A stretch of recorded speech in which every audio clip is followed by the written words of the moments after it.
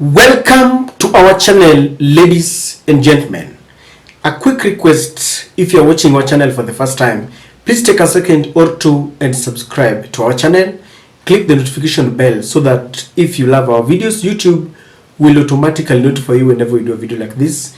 Kindly give this particular video a like and help us share our videos. To all our subscribers, allow me to thank you in a very special way. The video that I'm about to do, I must confess, has been compelled by one of the subscribers on this channel, and he actually accused me and of course all the other bloggers and analysts, and he was telling me that there is one area that we tend to forget, and he was telling me that we focus so much on the very sensational matters like Rigathi Gachagua fighting it out with Ndindi Nyoro, and how William Ruto is threatening the judiciary. And he was telling me that Achando, there is another threat that is more fierce than even the threat to the judiciary. And he was telling me that in Baringo, bandits have taken over and people are living in perpetual fear. And he told me to check a video here where people who have lost their relatives are crying and crying to William Samoei Ruto. And the worst part of it is that when William Ruto was campaigning, security was part and parcel of his campaigns. And he accused the former president of neglecting and ignoring the plight in terms of security of the people of Rift Valley. Today, about 17 months down the line after taking oath of office to protect life and property, we are ashamed of ourselves and people are crying and dying. Let us watch this video because it is going to give you a picture. It will paint for you a picture of what exactly I'm talking about. Wakati wa raha serikali nataka sisi, wakati wa chungu nyinyi mnakaa. Na ufika wakati wa siasa, nyinyi mnakuja kusema tuombe tu amani. Sisi tutachunga kila mahali.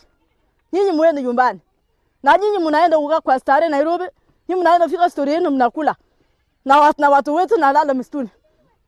Kwanza Ruto, tulingangana sana kupiga yeye kura. Na yeye anakaa stage kama naitwa nani kweli? Yeye anaenda kukaa huko ndani huko, nasikia tu risales. Kama nyinyi mnafikiri, kama nyinyi mnafurahia. You see, in a society or a community, when you see a mother crying for help, then something is definitely wrong. And the mother there, the lady there is saying, when you come to campaign, you really tell us what we want to hear and you talk good about how you can manage our security. Now you have gone and you've abandoned us and people are really suffering. It didn't end there.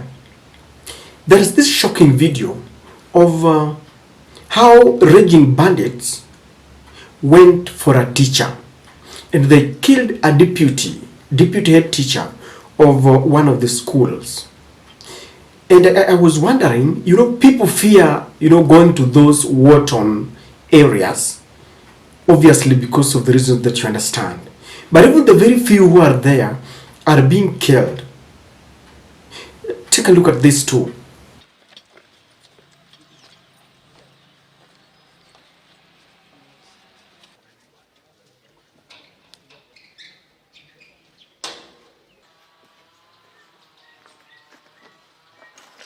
Juzi tulipitia pia shida kama hii. I lost my dad, anaitwa Prekum, and then my two uncles. Sasa nimekuja tena Baringo nikapata the same problem. So nataka tu niulize president, bado hao ni bandits ama ni watu wanawinda watu? Surely mtu mwalimu anashika choka, amekuwa na ng'ombe. Amekuwa na ng'ombe kweli? Mr. President, please, your excellency, sikia malio ya watu, tunalia sana kwa uchungu. Mimi naenda burial on Thursday ya watu watatu wenye tuliwapoteza kwa huko chini Keriofale. Sasa nimepata tu shida iko huku tena. I do have a very simple question I want to ask security mercenaries and security personnel in Kenya.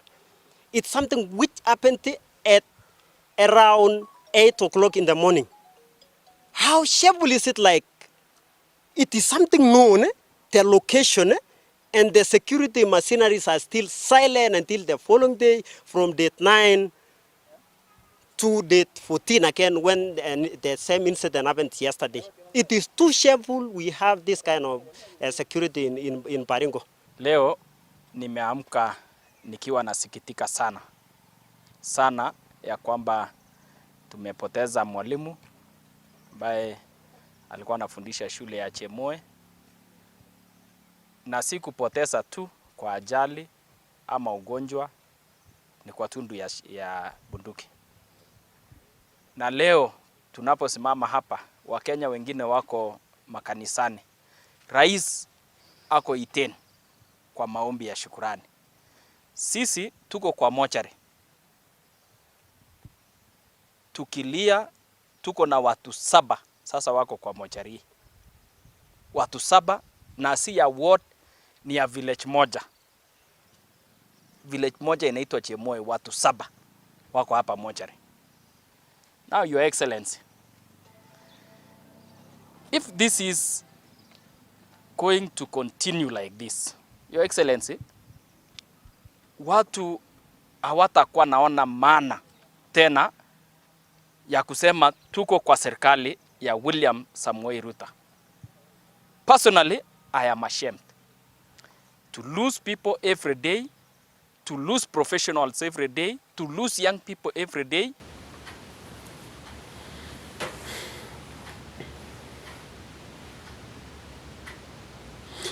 I know the issue of insecurity is a very precarious one.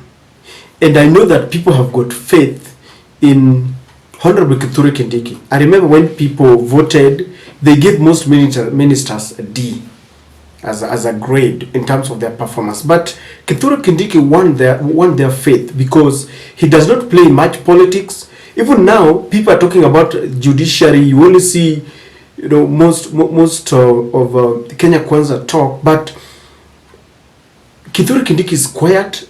The other time when there was a backlog in is it Nyaya House, where people were being told watoe kitu kidogo wapewe ID and passports, he went there. And when the world coin was being used as a con and people thought there's something wrong, he went and he moved very quickly. So people have got faith in him. And this is why this is an appeal to the Ruto government and especially to Kithure Kindiki.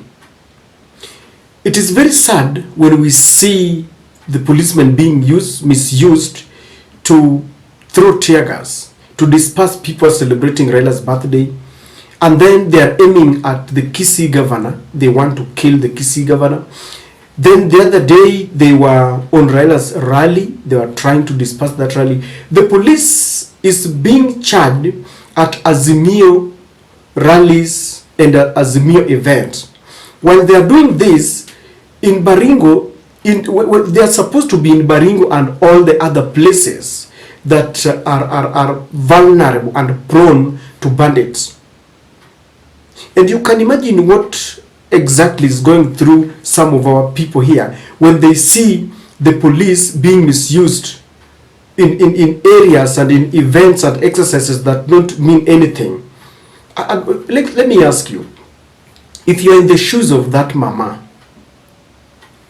your husband is killed or your relative or your child, then you tune on your radio or news or TV, and the first news that you get is that some policemen were sent from Parliament, from Nairobi, to go and interfere with the Simba Arati's event where he was distributing bursaries. How do you feel?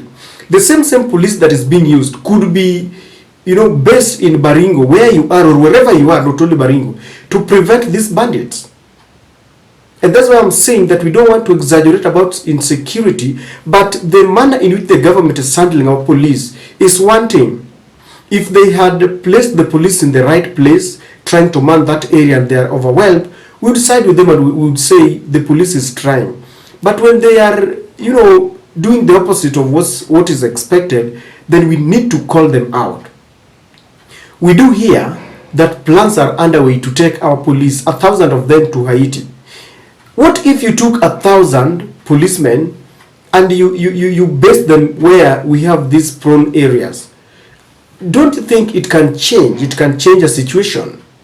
And this is what I'm saying, that William Ruto must rise up to the occasion so that we don't see. And one thing, if you look at both the scenarios, all of them who spoke in both scenarios are saying that we don't feel the pride of being part and parcel of this government. Yes, I know we are shareholders, but how do you feel as a shareholder when the man you voted is sitting, he's got a sword that is using to threaten people, instead of using the sword to rain on bandits and people who are killing others and taking away the life of innocent people? He's threatening the people. And this is, it's very sad, because just wait until 2027. You will see how they will be going there with in big cars, and they will be promising that they will reign on insecurity, and they will be promising to build police stations, and they will be talking about disarmament and all this.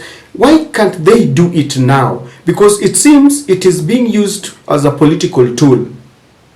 There was a time I was traveling somewhere, and then the roads there were very, very dilapidated. Then when I asked my friend who I went to visit, he was telling me this road cannot be constructed. I asked why, and I was being told this is what the MCA uses every year, and then the MCAs and the MPs.